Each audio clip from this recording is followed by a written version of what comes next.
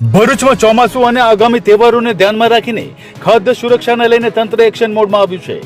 જિલ્લા collector doctor Navnath ગવાણેના માર્ગદર્શન હેઠળ વહીવટી તંત્ર, પોલીસ, ફૂડ એન્ડ ડ્રગ્સ, આરોગ્ય અને ફાયર વિભાગની સંયુક્ત ટીમે ભરૂચ શહેર અને બાયપાસ વિસ્તારમાં હોટલ, રેસ્ટોરન્ટ સહિતના ખાદ્ય એકમોમાં સઘન ચેકિંગ હાથ ધર્યું હતું। તપાસ દરમિયાન કુલ 13 હોટલ, રેસ્ટોરન્ટ અને ખાદ્ય એકમોની તપાસ કરવામાં આવી હતી, જેમાંથી 5 એકમોમાં સ્વચ્છતા અને ખાદ્ય સુરક્ષાના નિયમોનું ઉલ્લંઘન જોવા મળતા તંત્ર દ્વારા વેચાણ બંધ રાખવાની નોટિસ આપવામાં આવી છે। તપાસ દરમિયાન કેટલાક એકમોમાં અસ્વચ્છતા તેમજ વાસી અને અયોગ્ય ખાદ્ય સામગ્રી મળી આવી હતી। તંત્રની ટીમે સ્થળ પરથી જ આવી સામગ્રી જપ્ત કરી તેનો નાશ કર્યો હતો। આ ઉપરાંત પનીર સહિતની વિવિધ ખાદ્ય પદાર્થોના સેમ્પલ લેવામાં આવ્યા છે, જેને લેબોરેટરી પૃથ્થકરણ માટે મોકલવામાં આવ્યા છે। લેબોરેટરી રિપોર્ટ બાદ ખાદ્ય સામગ્રીની ગુણવત્તા અંગે વધુ સ્પષ્ટતા થશે। મહત્વની વાત એ છે કે કાર્યવાહીમાં કરાયેલા 5 એકમોને સીલ કરવામાં આવ્યા નથી, પરંતુ જરૂરી સાફ સફાઈ, સ્વચ્છતા અને ખાદ્ય સુરક્ષાના નિયમોનું પાલન ન થાય ત્યાં સુધી વેચાણ બંધ રાખવાની નોટિસ આપવામાં આવી છે। આ કાર્યવાહી દરમિયાન ભરૂચની અસલ અમદાવાદી તવા ફ્રાય સામે પણ કાર્યવાહી કરવામાં આવી છે। તંત્રની માહિતી મુજબ આ એકમ સામે અગાઉ પણ ફૂડ એન્ડ ડ્રગ્સ વિભાગ દ્વારા કાર્યવાહી કરવામાં આવી હતી અને હાલની કાર્યવાહી ત્રીજી વખત કરવામાં આવી હોવાનું સામે આવ્યું છે। અસલ અમદાવાદી તવા ફ્રાય ઉપરાંત બોસ ચિકન, ખાના ખજાના, સુરતી બારા હાંડી અને એસએન તવા ફ્રાય એન્ડ ચાઇનીઝ સામે પણ વેચાણ બંધ રાખવાની નોટિસ આપવામાં આવી હોવાનું તંત્ર દ્વારા જણાવાયું છે। હોટલ, રેસ્ટોરન્ટમાં ખાદ્ય સુરક્ષા માટે માત્ર ખોરાકનો સ્વાદ જ નહીં, પરંતુ તેની સંગ્રહ વ્યવસ્થા અને સ્વચ્છતા પણ એટલી જ મહત્વની છે। ડીપ ફ્રીજ અને કોલ્ડ સ્ટોરેજ યોગ્ય સ્થિતિમાં છે કે નહીં, કાચા અને તૈયાર ખોરાકને અલગ રાખવામાં આવે છે કે નહીં, વાસી કે એક્સપાયરી થયેલી સામગ્રીનો ઉપયોગ થતો નથી ને, તેમજ રસોડા અને કર્મચારીઓની સ્વચ્છતા જળવાય છે કે નહીં, આ તમામ મુદ્દાઓની તપાસ કરવામાં આવી રહી છે। ખાસ કરીને તહેવારની સિઝન પહેલા તંત્રની આ કાર્યવાહી બાદ ગ્રાહકો માટે પણ સાવચેતી જરૂરી બની છે।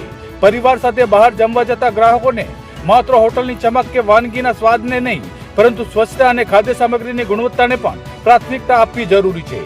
અસલ અમદાવાદી તવા ફ્રાય સામે ત્રીજી વખત કાર્યવાહી સામે આવતા હવે સવાલ એ પણ ઉઠી રહ્યો છે કે વારંવારની નોટિસ બાદ પણ ખાદ્ય સુરક્ષાના નિયમોનું સંપૂર્ણ પાલન કેમ થતું નથી। જિલ્લા વહીવટી તંત્ર દ્વારા ભરૂચ, અંકલેશ્વર સહિત સમગ્ર ભરૂચ જિલ્લામાં હોટલ, રેસ્ટોરન્ટ અને અન્ય ખાદ્ય એકમો સામે આવી તપાસ અને કાર્યવાહી આગામી દિવસોમાં પણ ચાલુ રાખવામાં આવશે તેમ જણાવાયું હતું। આજરોજ અત્યારે ચોમાસાની ઋતુ ચાલતી હોય માનનીય આરોગ્ય મંત્રી શ્રી તેમજ ફૂડ સેફ્ટી કમિશનર શ્રી તેમજ અત્યારના જિલ્લાના વહીવટી તંત્ર વડાશ્રી, કલેક્ટર સાહેબની સ્પષ્ટ સૂચના છે કે જે બી ખાદ્ય ચીજના વેપાર કરતા હોય તેઓની સઘન તપાસ હાથ ધરવામાં આવે, તેમજ તેઓ દ્વારા કેવું રો મટીરિયલ વાપરવામાં આવે છે, જે તૈયાર ખોરાક છે કેવી રીતે સાચવવામાં આવે છે તેની પૂરતી એ લોકો જાળવણી કરીને ગ્રાહકને યોગ્ય રીતે પીરસવામાં આવે છે કે નહીં, એ તમામની અત્રે જિલ્લા વહીવટ તંત્ર તરફથી અમે ટીમ બનાવીને પ્રાંત સાહેબ તેમજ ડીવાયએસપી સાહેબ સાથે સંયુક્ત ટીમ બનાવીને તે તપાસ હાથ ધરેલ છે, જેમાં જ્યાં જ્યાં સત્યો જોવા મળેલ છે કે જે પાલન નથી કરતા શરતોનું, ફૂડ સેફ્ટી એક્ટ હેઠળના શિડ્યુલ 4નું, તેઓને અત્યારે તાત્કાલિક અસરથી ધંધો બંધ કરાવેલ છે તથા જ્યાં સુધી એ સુધારો ના કરે કાં તો જે નોટિસમાં આપ્યા મુજબની સત્યો એ લોકોને પૂર્ણ ના કરે ત્યાં સુધી વેપાર ધંધો કરવા બંધ કરવા માટે જણાવેલ છે। અત્યારે ચોમાસાની ઋતુ હોય, તમે નોનવેજ વાપરતા હોય કે વેજ વાપરતા હોય, તમારે ડીપ ફ્રીજ તમારે યોગ્ય રીતે એનું કોલ્ડ સ્ટોરેજ મતલબ સ્ટોરેજ થાય કે નથી, રો મટીરિયલ તમારા પેકિંગ ડેટવાળા છે કે નથી, બધું તમારે મતલબ ધ્યાન રાખવું પડશે, કારણ કે અત્યારે ચોમાસાની ઋતુના હિસાબે ફૂડ પોઈઝનિંગ જેવા કિસ્સા બની રહ્યા છે। એટલે એના તકેદારીના ભાગરૂપે હોટલ માલિકોને બી જણાવવામાં આવે છે કે તમે તમારા માણસોને ટ્રેનિંગ આપો, એને સમજણ આપો અને તમારી પેઢીમાં તમે એનું સ્ટોરેજ કેવી રીતે કરો છો એની ચકાસણી કરો, તાત્કાલિક અસરથી જ્યાં ગંદકી હોય સાફ સફાઈ કરાવી અને યોગ્ય રીતે ધંધો કરો।